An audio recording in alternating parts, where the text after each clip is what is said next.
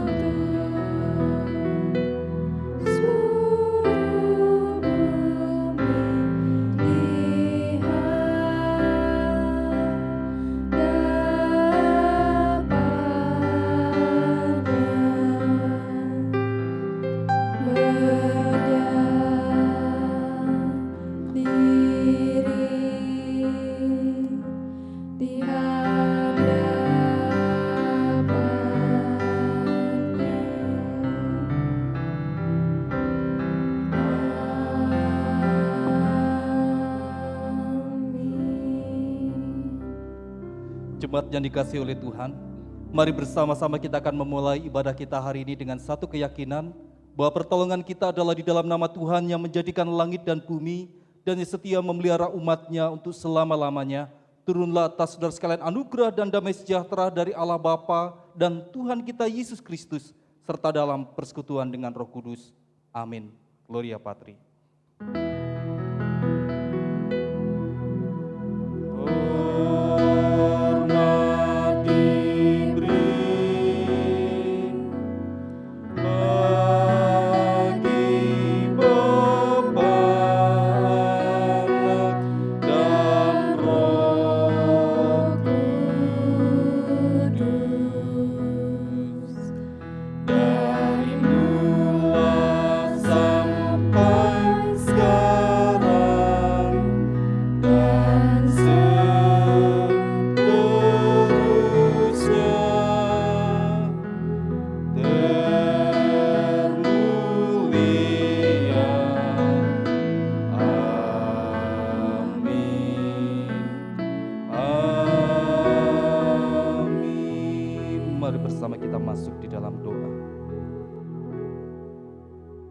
Bapa, Engkau tahu hati kami masing-masing yang saat ini datang beribadah kepada Tuhan di rumah kami. Ada banyak di antara kami yang mungkin saat ini sudah mengalami kejenuhan. Sekian lama kami harus beribadah di rumah dan tidak bisa beribadah di rumah Tuhan. Mungkin ada di antara kami sampai saat ini mengalami pergumulan yang teramat sangat karena kami harus kehilangan pekerjaan atau bahkan kami kehilangan orang yang kami kasihi di dalam masa-masa pandemi ini. Ada di antara kami yang mungkin saat ini juga Tuhan, kami mengalami satu kekecewaan dan keraguan. Karena kami merasa sepertinya Allah membiarkan kami terus bergumul dengan kondisi yang ada sampai saat ini. Bapa, kami rindu, biarlah tatkala kami datang beribadah di rumah Tuhan, Ibadah kami tidak menjadi sebuah formalitas belaka. Kami rindu sungguh-sungguh ibadah ini menjadi satu berkat bagi hidup kami. Terlebih melalui ibadah ini kami boleh memuliakan Allah. Oleh sebab itu pulihkan hati setiap kami. Bahwa kami dalam satu kehidupan yang sungguh-sungguh diperkenan di hadapan Allah. Jikalau ada dosa-dosa, keraguan-raguan yang muncul, sikap hidup yang tidak memuliakan Allah, perkataan yang menyakiti Tuhan dan juga menyakiti hati sesama kami, ampuni kami Tuhan, supaya dengan pengampunan-Mu kami boleh datang menyembah Tuhan dengan sikap penyembahan. Kami boleh mempersembahkan ibadah yang memuliakan Tuhan dan menjadi berkat bagi hidup kami. Terima kasih Tuhan, karena kasih dan kesetiaan-Mu menjadi jaminan bagi kami untuk kami beribadah pada pagi hari ini. Kami percaya pengampunan-Mu, kami percaya kekudusan-Mu yang boleh melingkupi setiap kami di dalam ibadah hari ini. Dalam nama Tuhan Yesus kami berdoa. Amin. Saudara kasih Tuhan, saya akan membacakan bagian firman Tuhan yang menjadi satu berita anugerah bagi setiap kita yang mengaku dosa di hadapan Tuhan. 1 Petrus pasal yang kedua. 1 Petrus pasal yang kedua ayat yang ke-9 sampai ayat yang ke-10.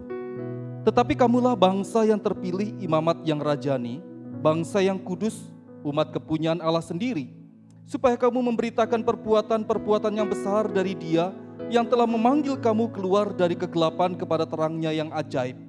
Kamu yang dahulu bukan umat Allah tetapi yang sekarang telah menjadi umat-Nya, yang dahulu tidak dikasihani tetapi sekarang telah beroleh belas kasihan.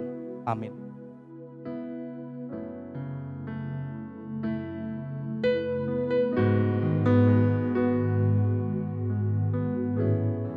Hanya bagi Dia yang sudah mati menggantikan kita, segala pujian dan hormat serta kemuliaan dari sekarang sampai selama-lamanya bagi Dia.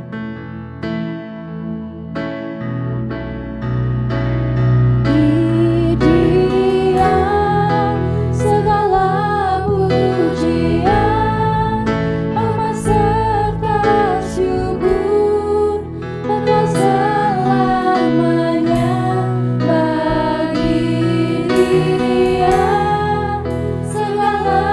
pujian, hormat serta syukur.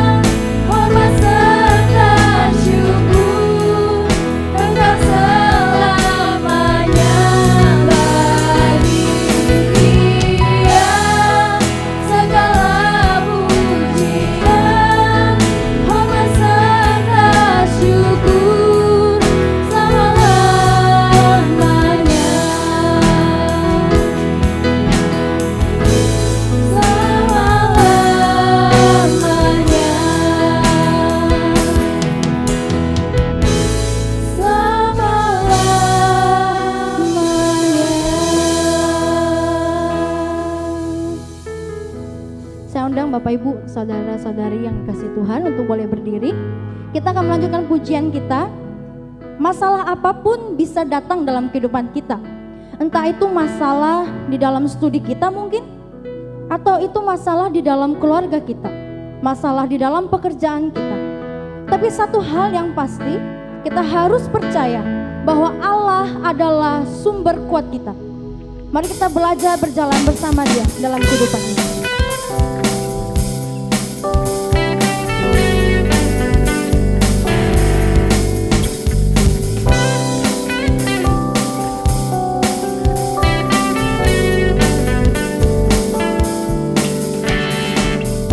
Hanya Kau milikku di surga,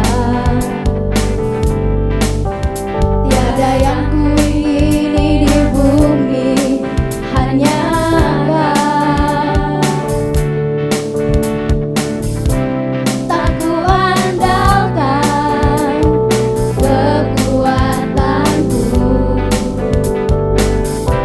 namun yang pasti Kau tetap selamanya Allah sumber kuatku, Allah sumber kuatku, Allah sumber kuatku dan bagianku selamanya, selamanya.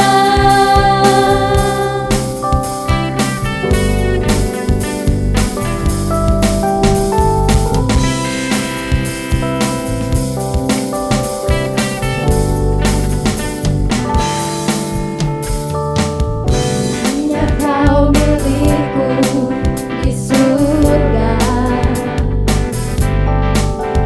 tiada yang kuingini di bumi, hanya Kau. Tak kuandalkan, Tak kuandalkan kekuatanku, namun yang pasti Kau tetap selamanya Allah sumber kuatku, Allah sumber kuatku, Allah sumber kuatku dan bagianku selamanya, Allah sumber kuatku, Allah sumber kuatku, Allah sumber kuatku dan bagianku selamanya, selamanya, selamanya, selamanya,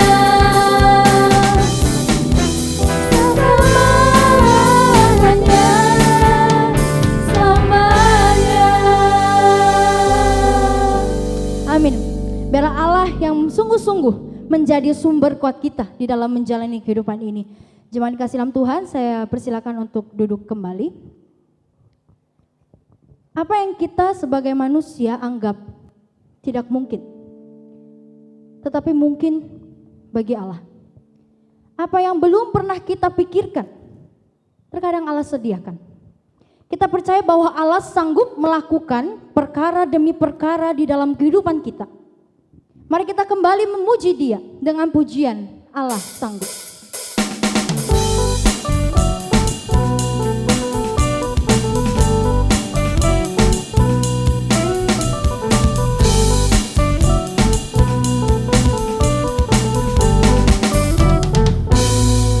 Apa yang tak pernah dilihat mata,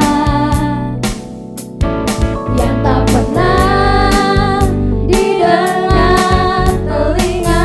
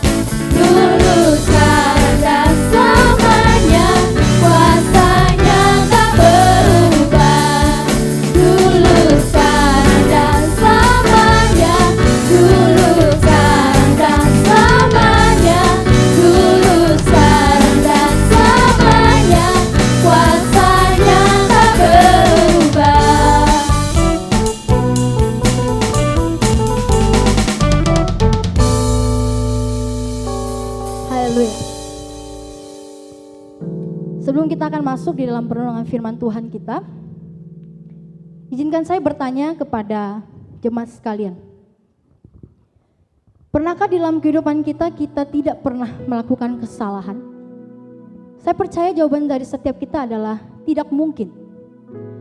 Setiap manusia tidak pernah luput yang dari namanya dosa. Dosa inilah yang merupakan pemicu utama terputusnya hubungan antara kita dengan Allah. Namun karena anugerahnya, Ia mengutus Yesus Kristus menjadi jalan pendamai bagi saya dan saudara. Sehingga saat ini relasi kita dipulihkan dengan Allah. Pertanyaannya bagi setiap kita saat ini adalah, kita yang sudah menerima anugerah ini, apa yang bisa kita lakukan sebagai ucapan syukur kita kepada Tuhan Yesus yang sudah menebus setiap kita anugerah-Nya.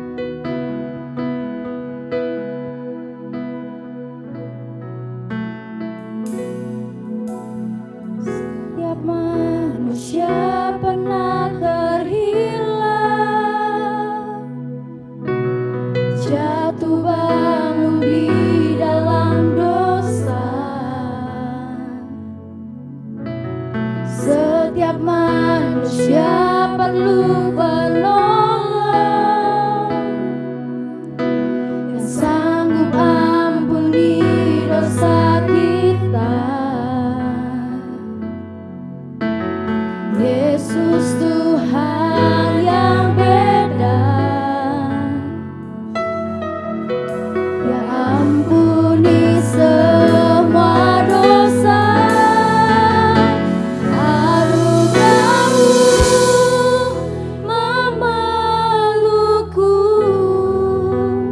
anugerah-Mu pulihkanku, anugerah-Mu bebaskanku. Bawa aku ke hidup yang baru. Anugerah-Mu layakkanku, anugerah-Mu ubahkanku, anugerah-Mu berkatiku, anugerah-Mu layakkanku kemah surga-Mu. Kita nyanyikan pujian ini sekali lagi dengan kesungguhan hati. Setiap manusia pernah terhilang, jatuh bangun di dalam dosa. Setiap manusia perlu penolong, sanggup ampuni dosa kita. Yesus Tuhan yang beda, Ya ampuni semua dosa. Anugerah-Mu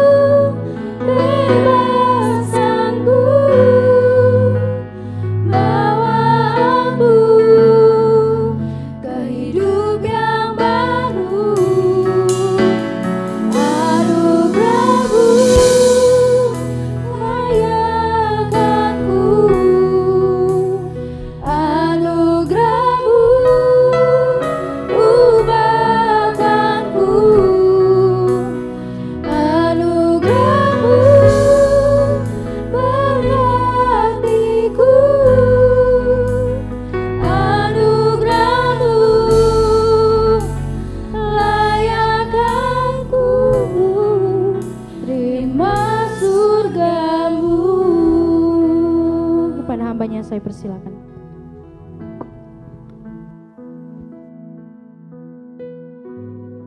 Mari bersama kita berdoa. Sungguh kami bersyukur hari ini kembali kami akan bersama membaca merenungkan kebenaran firman-Mu. Kami sadar kami memerlukan kebenaran firman Tuhan terus berbicara dalam hidup kami. Ketika Engkau berfirman, kami disadarkan Engkau tetap beserta dengan kami. Ketika Engkau berfirman, itu menjadi alat bagaimana Tuhan membentuk di dalam hidup kami, supaya kami memiliki satu kehidupan yang semakin berkenan di hadapan Tuhan. Oleh sebab itu Tuhan berikan telinga seorang murid, hati seorang hamba, supaya kami mau dengar-dengaran akan firman-Mu, bahkan kami boleh merendahkan diri di hadapan Tuhan, sehingga Roh Kudus boleh bekerja menyempurnakan firman Allah itu dalam hidup kami tiap-tiap hari. Berfirmanlah Tuhan, kami siap mendengarkannya. Di dalam nama Tuhan Yesus kami berdoa. Amin. Selamat pagi sidang jemaat yang dikasihi Tuhan. Saya sungguh berbahagia dan bersyukur pagi hari ini kembali kita boleh bersama kembali membaca, merenungkan kebenaran firman Tuhan. Saya berharap jemaat dalam kondisi sehat dan kita tetap merasakan sukacita karena kita memiliki Allah yang penuh dengan kasih setia. Saudara, saya akan membacakan bagian firman Tuhan dari Imamat pasal 19 ayat 9 sampai ayat yang ke-14. Imamat 19 ayat 9 sampai ayat yang ke-14. Pada waktu kamu menuai hasil tanahmu, janganlah kau sabit ladangmu habis-habis sampai ke tepinya, dan janganlah kau pungut apa yang ketinggalan dari penuaianmu. Juga sisa-sisa buah anggurmu janganlah kau petik untuk kedua kalinya, dan buah yang berjatuhan di kebun anggurmu janganlah kau pungut, tetapi semuanya itu harus kau tinggalkan bagi orang miskin dan bagi orang-orang asing. Akulah Tuhan Allahmu. Janganlah kamu mencuri, janganlah kamu berbohong, dan janganlah kamu berdusta seorang kepada sesamanya. Janganlah kamu bersumpah dusta demi namaku, supaya engkau jangan melanggar kekudusan nama Allahmu. Akulah Tuhan. Janganlah engkau memeras sesamamu manusia, dan janganlah engkau merampas. Janganlah kau tahan upah seorang pekerja harian sampai besok harinya. Janganlah kau kutuki orang tuli di depan orang buta. Janganlah kau taruh batu sandungan, tetapi engkau harus takut akan Allahmu. Akulah Tuhan.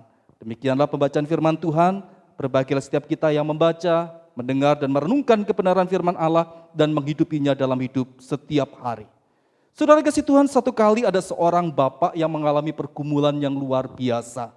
Usaha yang dia rintis dari kecil, saudara, dari sejak dia muda, menghabiskan tenaga bahkan juga waktu yang cukup lama. Dan kemudian setelah usaha itu maju, tetapi ternyata karena situasi kondisi tertentu, usaha itu hancur. Usahanya mengalami kebangkrutan sehingga bapak ini mengalami satu keputusasaan. Bapak ini mengalami bagaimana beban berat itu menekan hidupnya.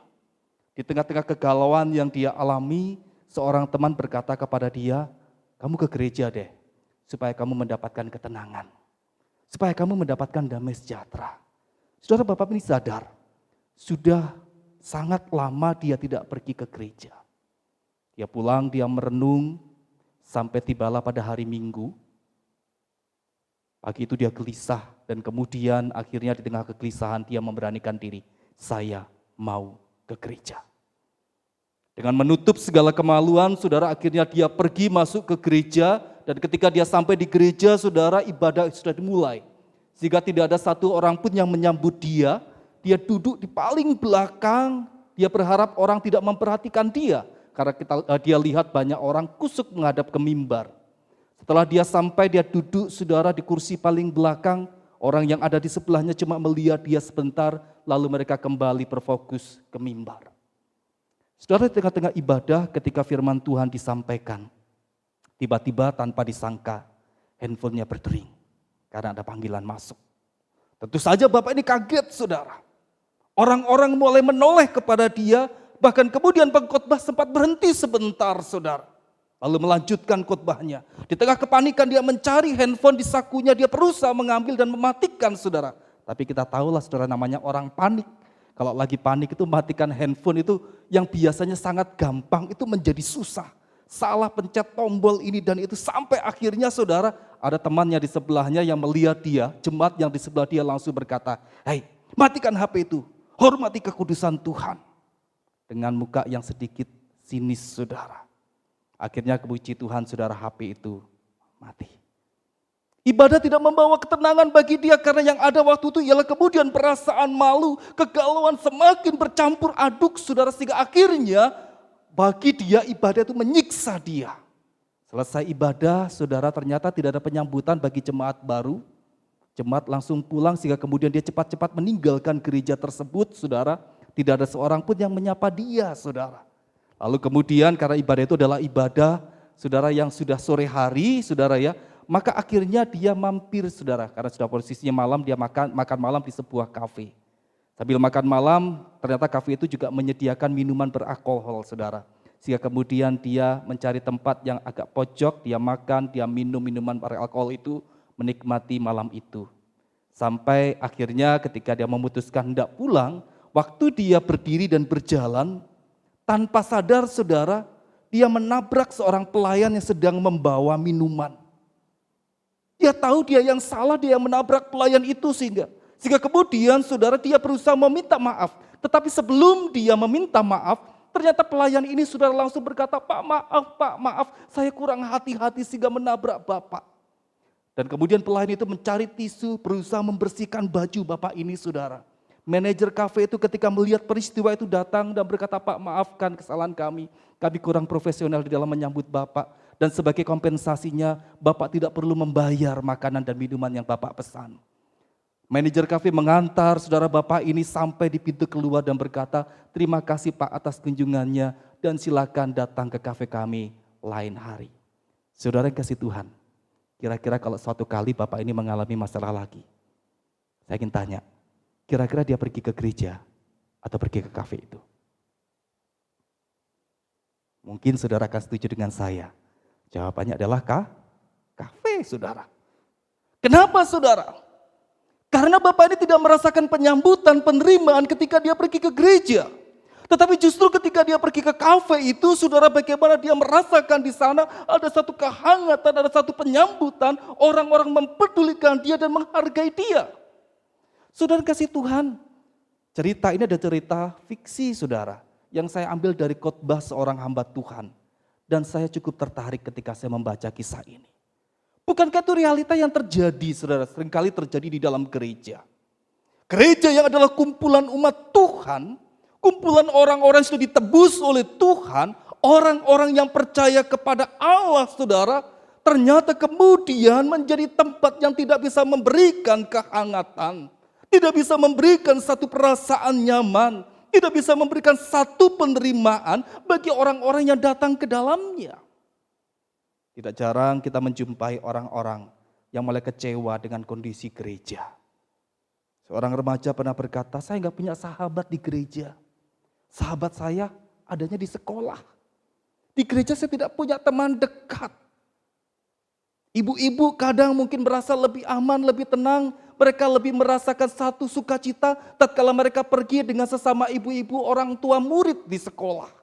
Mereka bisa makan di kafe, mereka bisa pergi ke tempat-tempat wisata bersama-sama. Tetapi untuk pergi dengan sesama ibu-ibu di gereja, kadang-kadang susah karena apa? Mereka rasakan beda suasananya. Bapak-bapak merasa lebih nyaman ketika mereka main badminton dengan sesama teman kantor. Ketimbang suruh main badminton juga dengan teman-teman yang ada di gereja. Dalam dunia kerja tidak jarang kita juga menjumpai banyak saudara bapak-bapak di gereja yang lebih nyaman mencari pegawai di luar gereja ketimbang mempekerjakan anggota gereja. Kenapa? Alasannya, kalau nanti yang kerja orang gereja Pak, kalau mau dimarahi susah, jemaat Pak, lebih baik orang luar. Saudara kasih Tuhan, apakah salah kita punya sahabat di luar gereja? Apakah sesuatu yang salah kalau kita merasakan saudara punya kenyamanan ketika bersama-sama di dalam sebuah komunitas di luar gereja? Tidak salah saudara. Tetapi ini menjadi satu warning bagi kita ketika kita berbicara tentang komunitas yang disebut sebagai gereja. Komunitas umat Tuhan. Kenapa gereja sebagai komunitas umat Allah ternyata tidak bisa memberikan keakraban, kehangatan, perasaan aman dan kebersatuan bagi orang-orang yang ada di dalamnya. Saudara, ini menjadi bahan refleksi bagi setiap kita.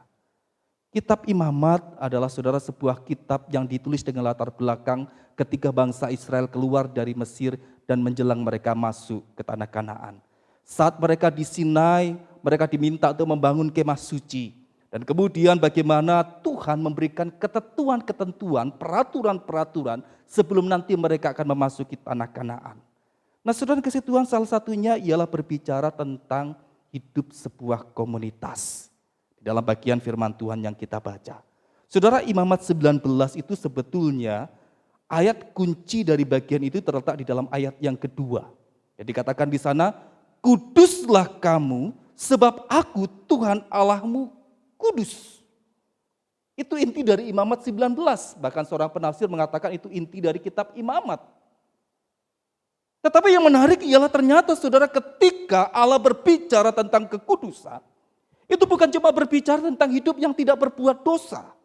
Kekudusan bukan cuma berbicara tentang bagaimana sikap kita beribadah kepada Allah, harus punya sikap yang benar, bukan cuma itu. Ternyata kekudusan itu juga dikaitkan bagaimana kita sebagai umat Allah itu harus punya relasi yang benar dengan sesama kita. Dan itu dituangkan di dalam ayat yang ke-9 sampai 14. Bagaimana di dalam ayat-ayat ini saudara kita bisa melihat di sana ada karakteristik gaya hidup seperti apakah yang harus dimiliki oleh umat Tuhan di dalam sebuah komunitas.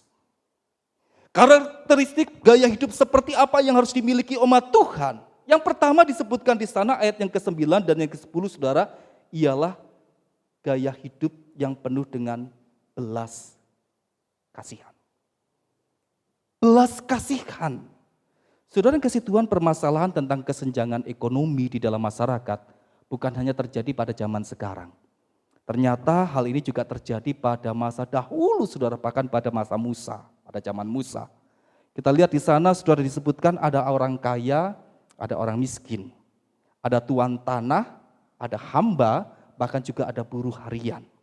Ada sebuah kesenjangan yang dimunculkan di dalam Alkitab saudara, tentang keadaan ekonomi masyarakat pada waktu itu. Tetapi di tengah-tengah kesenjangan ekonomi yang terjadi di tengah masyarakat, bagaimana Allah memberikan satu ketentuan atau ketetapan yang mengajar umatnya untuk senantiasa menjadi umat yang tidak hidup di dalam keegoisan. Tidak hanya memikirkan diri sendiri, yang penting saya nyaman, yang penting saya cukup percuma. Tidak perlu kita memikirkan orang lain, peduli amat dengan orang. Alkitab juga tidak mengajarkan kita menjadi orang yang hidup di dalam kesewenang-wenangan.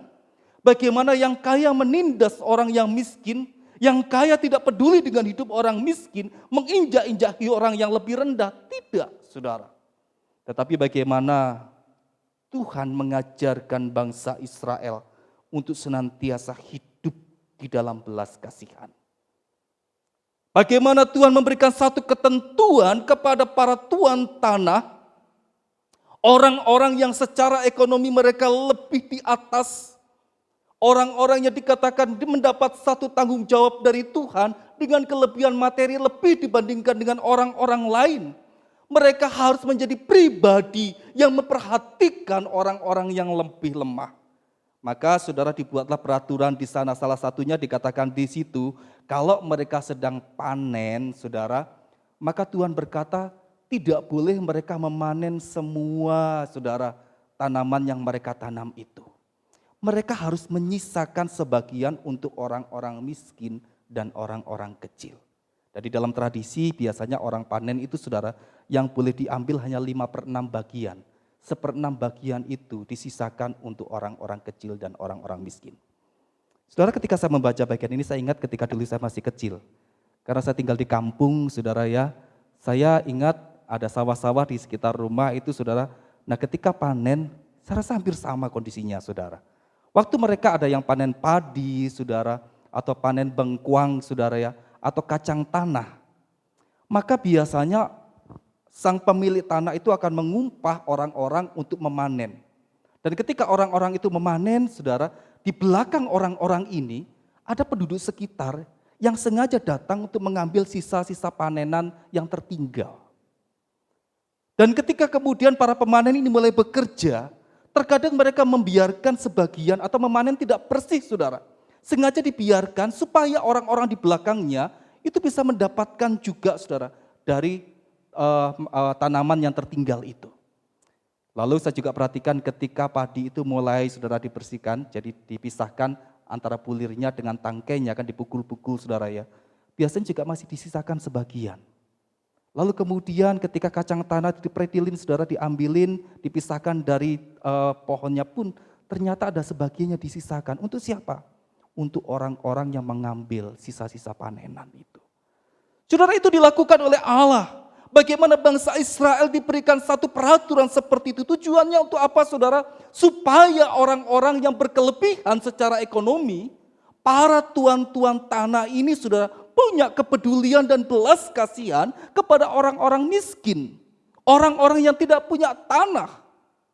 Supaya mereka pun juga bisa menikmati. Saudara kasih Tuhan, bahkan dalam bagian lain firman Tuhan, saudara bisa lihat, para pemilik tanah itu di tahun yang ke-7, mereka tidak boleh menanami tanaman mereka. Supaya apa?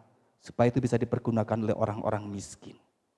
Kemudian berbicara tentang perpuluhan, pada tahun ketiga, ternyata ada persepuluhan yang khusus dipungut saudara, dan itu disediakan untuk orang-orang miskin. Saudara bisa lihat dalam Ulangan 14 ayat 28 sampai 29. Tuhan membuat aturan-aturan supaya pada akhirnya belas kasihan itu menjadi sebuah gaya hidup yang ada dalam hidup umatnya. Saudara kasih Tuhan, kalau kita bersama melihat masa-masa pandemi saat ini, ada banyak orang kehilangan usaha. Ada banyak orang dirumahkan dari pekerjaan. Ada banyak orang yang penghasilannya pun menurun. Para ojol karena mereka sampai sekarang tidak bisa menarik penumpang, saudara. Mereka kesulitan, penghasilan menurun drastis. Ada orang-orang yang kehilangan juga orang-orang yang mereka kasihi karena menjadi korban COVID-19. Bahkan seorang teman saya, seorang perawat di Sidoarjo pun juga meninggal menjadi korban COVID-19. Ada banyak pengangguran semakin berkeliaran di mana-mana. Kalau saudara pergi jalan-jalan di lampu-lampu merah, kita menjumpai semakin banyak saudara pengamen-pengamen. Di jalan kita semakin banyak menjumpai pemulung-pemulung berkeliaran. Di satu sisi pandemi ini membuat banyak orang mengalami kesulitan. Namun di sisi yang lain kita coba perhatikan bersama-sama. Pandemi juga menyadarkan masyarakat untuk peduli satu dengan yang lainnya. Bagaimana Tuhan mengingatkan kita untuk memiliki satu semangat belas kasihan kepada orang. Tiap hari kalau saudara jalan keliling dalam masa pandemi, saudara akan menjumpai banyak saudara mobil-mobil berhenti dan membagikan sembako saudara kepada orang-orang di jalanan, tukang becak, pengamen, pemulung, tukang sampah, dan yang lainnya. Bagaimana kita juga melihat gereja-gereja, bahkan lembaga-lembaga kemasyarakatan menghimpun dana. GKIM bekerja sama dengan PGTI juga menyalurkan APD saudara ke berbagai rumah sakit di daerah. Gereja GKIM Mesias pun tidak ketinggalan. Kita membuat program gereja tanggap COVID-19. Kita menghimpun dana dari jemaat, lalu kita bagikan kepada jemaat yang berkekurangan, bahkan juga kepada orang-orang di sekitar gereja. Dan yang luar biasa ialah saudara, yang tadinya kita cuma memprogramkan itu untuk 2 bulan, ternyata dana yang terkumpul itu bisa kita gunakan sampai 4 bulan saudara. Itu luar biasa. Saudara kasih Tuhan, itulah bentuk kepedulian, belas kasihan yang boleh kita lihat di dalam masa-masa pandemi. Dan saya yakin dalam hidup kita sehari-hari kita mungkin juga melakukan hal yang sama. Berapa banyak di antara kita mencoba belajar untuk berbelas kasihan pada orang lain dengan cara apa? Contohnya saudara kasih tips kepada ojol lebih dari yang seharusnya. Parkir, kasih uang parkir lebih. Bahkan ada di antara kita juga bagi-bagi sembako bagi orang-orang di sekitar kita. Saudara, belas kasihan itu sungguh-sungguh nyata di dalam hidup masyarakat di dalam masa-masa pandemi ini. Tetapi pertanyaannya ialah saudara, apakah harus ada pandemi dulu? Baru kemudian kita punya semangat belas kasihan. Saudara kasih Tuhan, hari ini kita diingatkan oleh firman Tuhan. Jangan sampai gara-gara masalah, gara-gara pandemi baru kemudian belas kasihan itu muncul. Tetapi seharusnya belas kasihan itu menjadi gaya hidup sebagai umat Tuhan. Karena apa? Allah kita pun juga adalah Allah yang berbelas kasihan. Dia adalah Allah yang senantiasa mengasihi saudara dan saya. Ketika kita terhilang dari dosa, dia mencari kita. Dia mengorbankan dirinya bagi saudara dan saya. Belas kasihan Allah itulah yang memungkinkan kita memperoleh keselamatan. Oleh sebab itu, kita harus menjadi anak-anak Tuhan, umat Tuhan yang hidup dalam belas kasihan kepada orang lain. Yang kedua, karakteristik gaya hidup seperti apa yang harus dimiliki umat Tuhan. Yang kedua ialah kejujuran, saudara. Suatu hari seorang pemulung ketahuan mencuri sebungkus roti di sebuah warung, saudara. Dia dikejar-kejar oleh massa dan kemudian dia berlari dari satu gang ke gang yang lainnya sampai kemudian dia menghilang dari massa. Tetapi betapa kagetnya saudara ketika saudara kemudian masuk ke dapur, saudara menjumpai pemulung itu ada di dapur. Saudara kaget. Tetapi pemulung itu kemudian dia bersujud, dia menangis saudara dan dia berkata, "Pak, tolong jangan kasih tahu orang-orang bahwa saya di sini. Tolong jangan kasih tahu mereka, Pak. Saya cerita, saya mencuri ini karena saya terpaksa 2 hari saya sudah tidak makan, Pak. Perut saya lapar sekali. Saya tidak bisa tahan dengan perut yang lapar itu. Sehingga kemudian saya tergoda ketika melihat di warung ada roti di sana dan saya lihat bahwa pemilik warung sedang tidak ada. Maka saya ambil roti itu." Saudara, dengan terseduh-seduh, dengan cucuran air mata dia menceritakan hal itu. Dan saudara tahu dari sikap dan perkataan dia, pemulung ini jujur. Apalagi saudara tahu pemulung ini adalah seorang pemulung yang hampir tiap hari berkeliaran di sekitar saudara dan selama ini tidak pernah mencuri. Seorang yang begitu luar biasa, saudara lihat, kalem, ramah, dan bahkan juga jujur, saudara. Tapi hari itu dia ketahuan mencuri. Pertanyaan saya ialah, kalau seandainya kemudian penduduk mengetuk rumah saudara dan kemudian bertanya, "Pak atau Bu, apakah Bapak melihat pemulung yang mencuri roti? Ciri-cirinya seperti ini." Kira-kira apa jawaban Bapak Ibu? Jujur memberitahu bahwa dia ada di dapur kita? Atau kita berkata, "Saya tidak tahu." Saudara kasih Tuhan, permasalahan ini yang muncul dalam bagian firman Tuhan di dalam ayat 11 dan 12. Rupanya saudara karena masalah perut saudara, karena kelaparan, karena tidak punya uang saudara, ada sebagian orang-orang miskin yang waktu itu kemudian mereka mencuri saudara. Orang bilang saudara kalau masalah perut orang akan melakukan apapun. Sehingga kemudian akhirnya dia mencuri dan kemudian ketika mereka ketahuan mencuri, mereka diperhadapkan ke pengadilan. Orang-orang kaya yang tahu dan mengenal saudara, orang-orang yang mencuri ini sebagai seorang yang jujur, yang terpaksa mencuri karena kelaparan, karena tidak punya apa-apa, maka kemudian hatinya digerakkan oleh belas kasihan. Sehingga tatkala mereka diminta menjadi saksi, maka kemudian mereka mulai menjadi saksi dusta dan berkata, "Oh tidak, dia tidak mencuri," dan segala macam, dengan harapan orang miskin yang mencuri ini dibebaskan. Saudara kasih Tuhan, itulah yang namanya bohong putih, saudara. Dan itu rupanya terjadi waktu itu. Tetapi bagaimana firman Tuhan mengajarkan dengan tegas di sana, saudara, Tuhan tidak mentolerir, saudara, yang namanya pencurian dengan dasar atau alasan apapun, dan juga kebohongan dengan alasan kebaikan. Tidak ada yang namanya bohong putih. Di hadapan Tuhan, dosa itu tetap dosa. Kebohongan tetap adalah kebohongan yang tidak ditolerir oleh Allah. Maka Tuhan berkata dalam ayat 11-12, jangan mencuri, jangan berbohong, jangan menjadi saksi dusta. Saudara kasih Tuhan, bukan cuma itu. Kenapa kejujuran itu sangat diperlukan dalam sebuah komunitas? Rick Warren, saudara, dalam bukunya The Purpose Driven Life, saudara, dia berkata dengan sangat jelas sekali, kejujuran di dalam sebuah komunitas, ketidakjujuran dalam sebuah komunitas dapat menjadi bumerang yang menghancurkan kesatuan sebuah komunitas.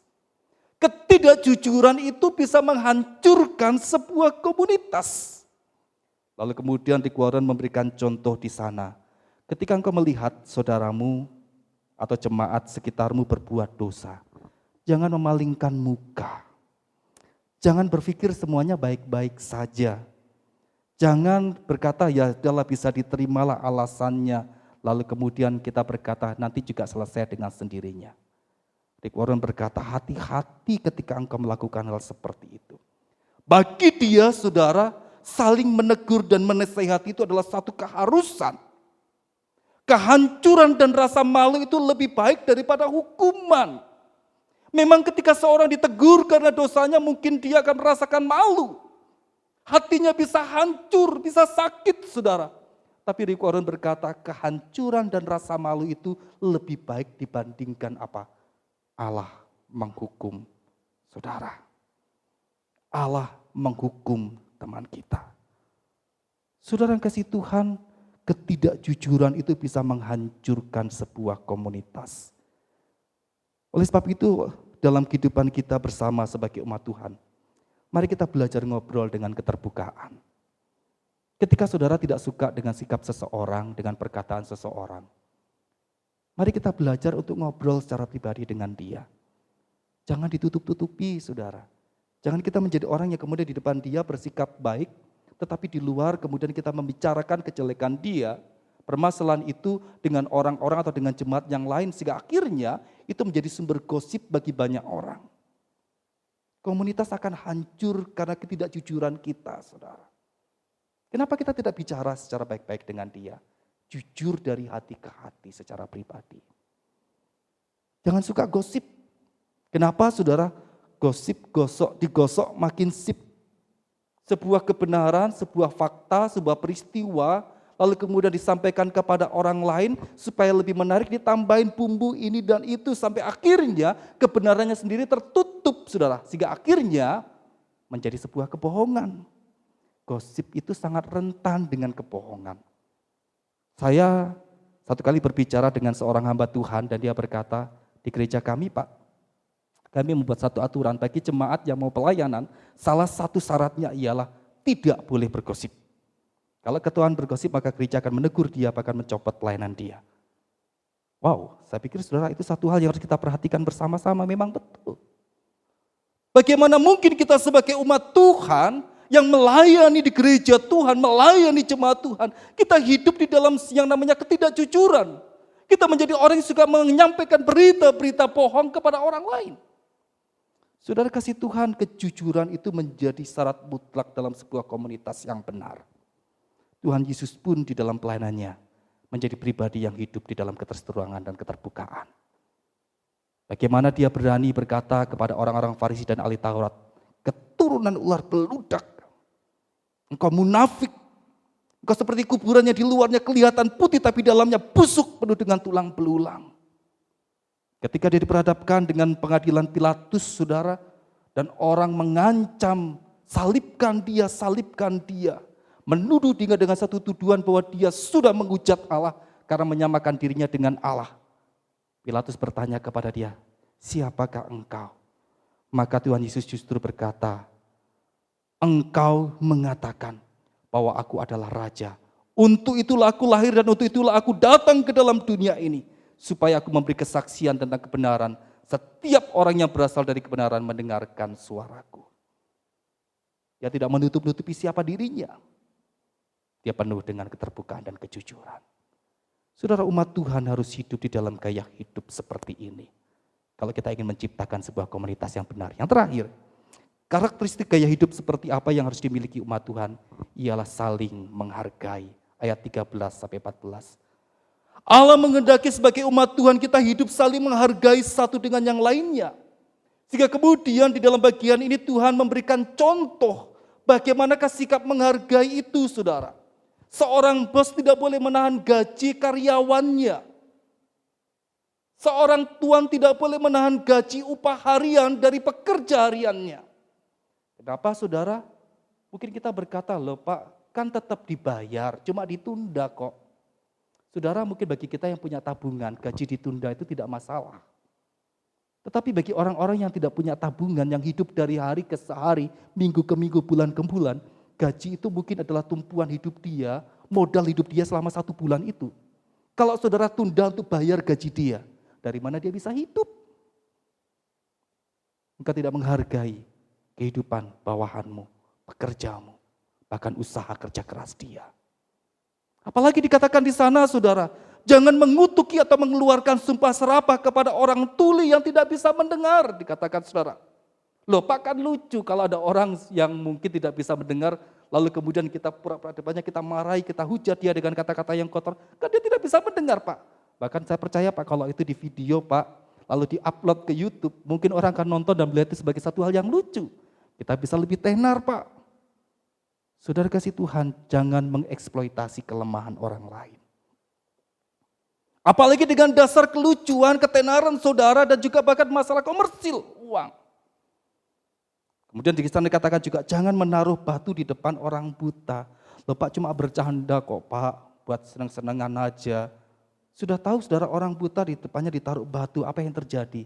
Pasti tersandung.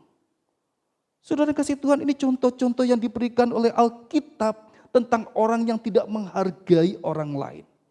Dalam sebuah komunitas kita akan berhadapan dengan orang yang berbeda-beda keadaannya. Kita akan berhadapan dengan orang-orang yang mungkin punya kelebihan, tapi juga ada orang yang punya keterbatasan dan kekurangan. Tetapi bagaimana dalam kondisi seperti itu, komunitas yang sehat adalah satu komunitas yang saling menghargai satu dengan yang lainnya. Oleh sebab itu, saudara sebagai umat Tuhan, bergaulah dengan siapapun tanpa melihat keadaan dan latar belakangnya. Jangan menghina orang karena keadaan yang dia miliki. Apalagi berbicara tentang kemiskinan.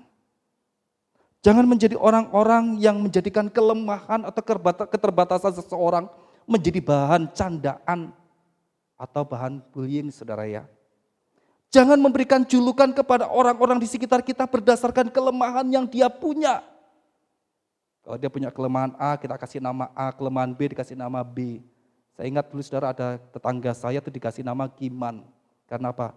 Giman itu gigi mancung saudara. Karena giginya agak tonggos. Kita pikir itu lucu. Tetapi hati-hati saudara. Itu adalah satu kalimat yang sebetulnya kita tidak menghargai orang lain. Bahkan kita tidak menghargai ciptaan Tuhan. Tuhan saja saudara begitu menghargai saudara dan saya. Dia menjadikan kita seperti biji matanya. Artinya kita ini menjadi pusat perhatian Allah. Bahkan saat kita berdosa, dia mencari kita, mengorbankan dirinya di atas kayu salib. Kalau Tuhan begitu menghargai saudara dan saya, kenapa kita tidak menghargai orang lain? Saudara kasih Tuhan, seharusnya hidup saling menghargai itu menjadi gaya hidup umat Tuhan. Allah itu kudus, hendaklah engkau kudus. Kekudusan itu akan ternyata juga di dalam relasi kita dengan sesama. Oleh sebab itu hari ini saya mengajak kita, mari kita mengevaluasi hidup kita di dalam kehidupan bergereja. Apakah gereja kita, apakah GKI Mesias sudah menjadi satu komunitas yang sehat, seperti yang Tuhan mau? Komunitas yang mencerminkan gaya hidup sebagaimana Allah yang kudus. Satu komunitas yang bisa membawa kehangatan, keakraban, sukacita, kenyamanan, kebersamaan bagi seluruh jemaatnya. Kalau belum, mari kita berjuang bersama-sama. Mari kita berjuang menciptakan komunitas yang seperti itu. Komunitas yang senantiasa boleh senantiasa diliputi dengan kejujuran, saling menghargai, bahkan juga komunitas yang penuh dengan belas kasihan. Kalau itu sudah ada, mari kita pertahankan. Karena itulah panggilan kita sebagai umat Allah. Kiranya Tuhan menolong kita menjadi pelaku firman-Nya. Kita berdoa. Roh Kudus tolong kami untuk bisa mengaplikasikan firman Allah ini dalam kehidupan kami sehari-hari. Biarlah kami boleh bersama-sama menjadikan GKI Mesias menjadi komunitas yang sehat, yang menyatakan kemuliaan Allah itu nyata bagi orang-orang di sekitar kami. Komunitas di mana kami boleh bertumbuh bersama, berkarya bersama, bahkan mengalami sukacita bersama sebagai umat Allah. Terima kasih Tuhan. Dalam nama Tuhan Yesus, kami berdoa dan mengucap syukur. Amin. Kita sudah mendengarkan firman Tuhan. Saya undang jemaat untuk bangkit berdiri. Kita akan melakukan pengakuan iman rasuli. Marilah kita bersama-sama dengan gereja dari segala abad dan di segala tempat mengaku pengakuan iman rasuli. Aku percaya kepada Allah, Bapa yang Maha Kuasa, Khalik langit dan bumi, dan kepada Yesus Kristus, anaknya yang tunggal Tuhan kita, yang dikandung dari Roh Kudus, lahir dari anak darah Maria, yang menderita sengsara di bawah pemerintahan Pontius Pilatus, disalibkan, mati dan dikuburkan, turun ke dalam kerajaan maut. Pada hari yang ketiga, bangkit pula dari antara orang mati, naik ke sorga, duduk di sebelah kanan Allah, Bapa yang Maha Kuasa.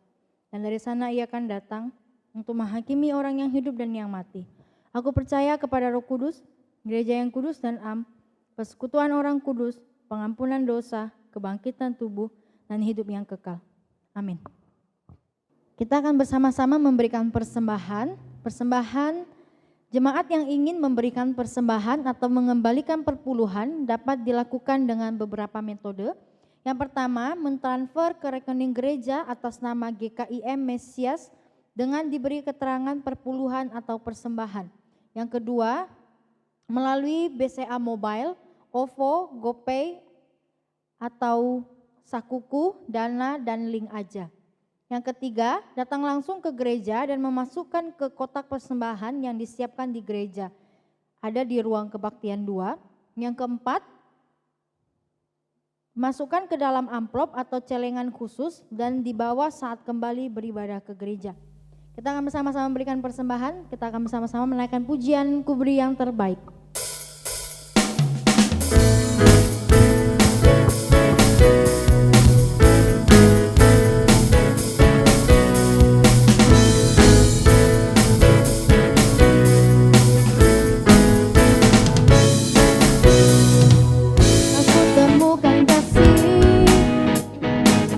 Sejati tiada pernah berubah, hanya di dalam-Mu Yesus Tuhanku.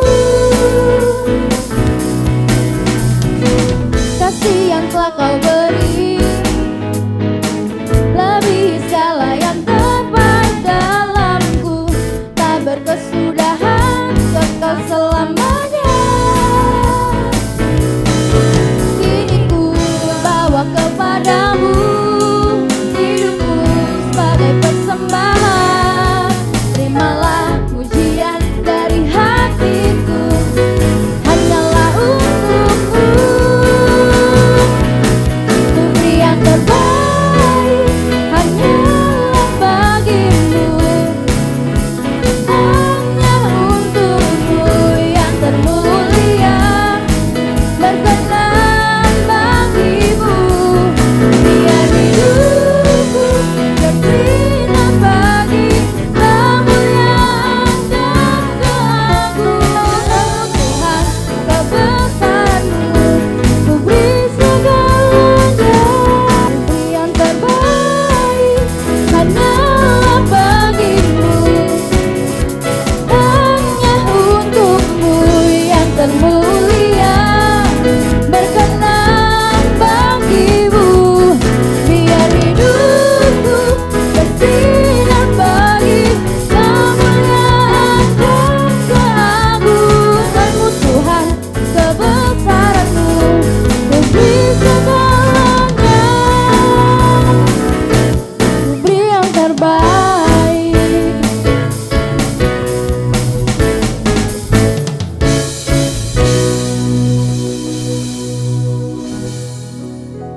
Kita akan masuk di dalam doa syafaat. Yang pertama, kita mau bersyukur untuk kerohanian, kesehatan, pekerjaan, usaha, dan keharmonisan keluarga jemaat GKIM Mesias. Kedua, persiapan hati dan penataan protokol kesehatan untuk beribadah kembali di gedung gereja. Yang ketiga, berdoa untuk setiap jemaat lansia dan anak-anak sekolah minggu agar tetap bersuka cita dan bertumbuh dalam iman sekalipun belum bisa beribadah di gereja. Mari kita berdoa.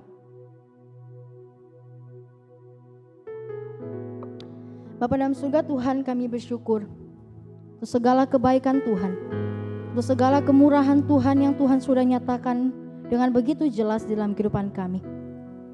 Kami bersyukur Tuhan untuk pekerjaan yang masih Tuhan izinkan untuk kami kerjakan. Kami bersyukur untuk kesehatan, kekuatan yang masih Tuhan berikan hari demi hari. Kami juga mau bersyukur untuk setiap anggota-anggota keluarga kami yang masih ada di dekat kami, yang begitu mengasihi kami dan kami juga boleh menjalin hubungan yang harmonis satu dengan yang lain. Saat ini Tuhan, kami juga mau berdoa untuk penataan kembali ibadah di gereja. Tuhan yang senantiasa memberkati untuk setiap pihak-pihak, orang-orang yang akan mengurusnya. Tuhan berkati, berikan hikmat, kekuatan daripada Tuhan. Kami menyerahkan segala persiapan ke dalam tangan kasih Tuhan. Kami rindu Tuhan, kami boleh kembali beribadah kepada Tuhan di gereja Tuhan. Kami juga saat ini tidak lupa berdoa untuk setiap jemaat-jemaat kami yang sudah lansia. Kami berdoa Tuhan berkati mereka, berikan kepada mereka kesehatan, kekuatan sehingga mereka boleh tetap bersuka cita di tengah-tengah keadaan yang ada dan usia mereka yang sudah lanjut. Di masa-masa tua mereka boleh terus mengingat Tuhan sebagai satu-satunya juru selamat mereka yang hidup. Di dalam kehidupan mereka boleh sungguh menjadi berkat bagi keluarga yang ada, bagi cucu dan cicit mereka. Kami saat ini juga mau berdoa untuk setiap anak-anak sekolah minggu yang ada, yang tidak bisa beribadah. Tuhan yang memberkati, menolong mereka, sehingga untuk kedepannya mereka boleh kembali bersama-sama dengan kami untuk boleh beribadah. Kami menyerahkan seluruh pokok doa ini ke dalam tangan kasih Tuhan. Kami percaya Tuhan mendengarkan doa kami. Di dalam nama Tuhan kami Yesus Kristus, Allah yang hidup itu, yang memegang seluruh kehidupan kami berdoa. Amin. Jemaat saya undang untuk bangkit berdiri, doksologi.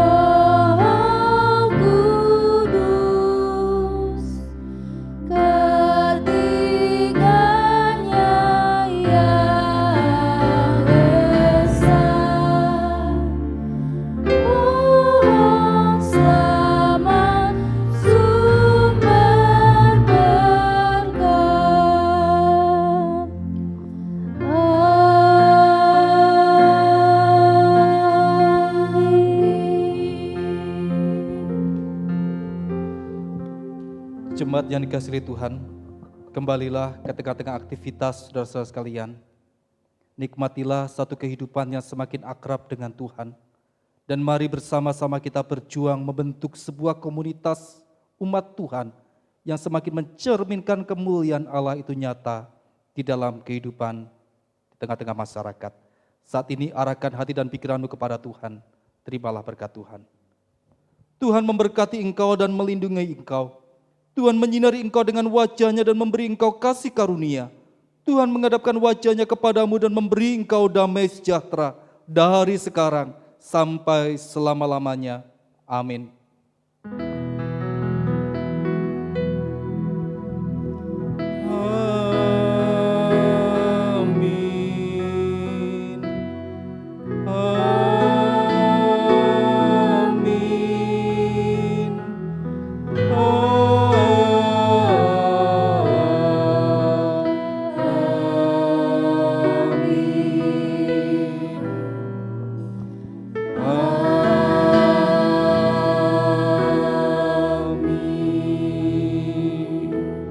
Silakan duduk, silakan mengambil saat teduh. Selamat hari Minggu, Tuhan memberkati kita semua.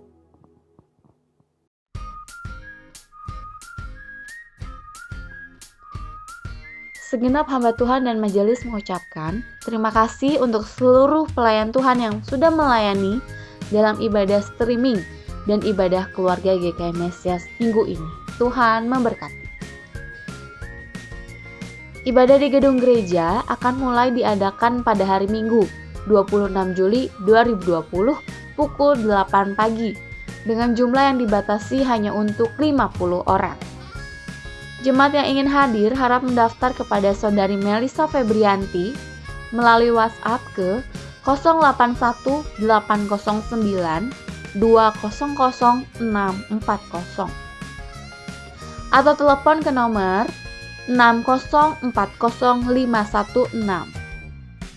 50 pendaftar pertama akan beribadah pada Minggu 26 Juli 2020.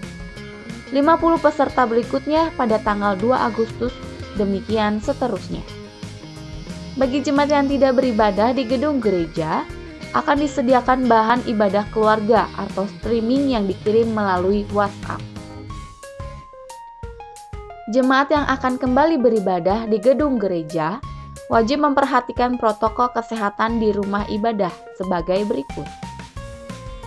Pertama, wajib menggunakan masker selama beribadah dan membawa Alkitab pribadi dari rumah.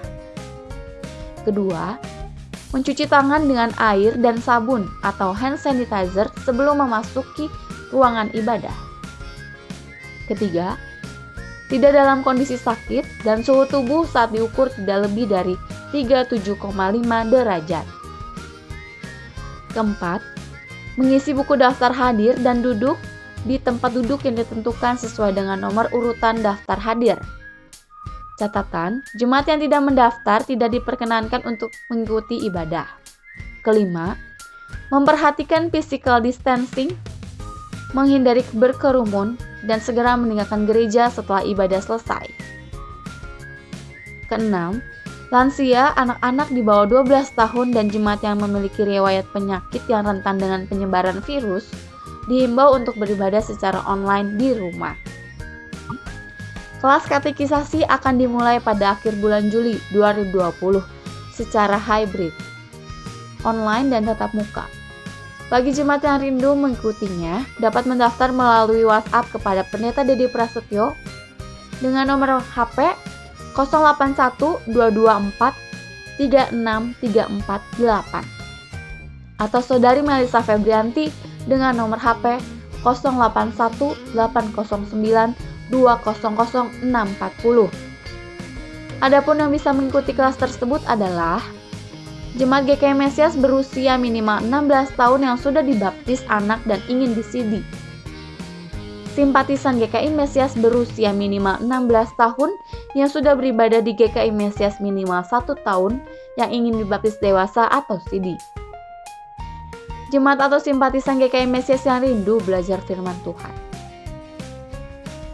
Jemaat yang ingin memberikan persembahan atau mengembalikan perpuluhan dapat dilakukan dengan beberapa metode. Pertama, mentransfer ke rekening gereja dengan nomor rekening yang tertera atas nama GKI Mesias dengan diberi keterangan perpuluhan atau persembahan Minggu 19 Juli.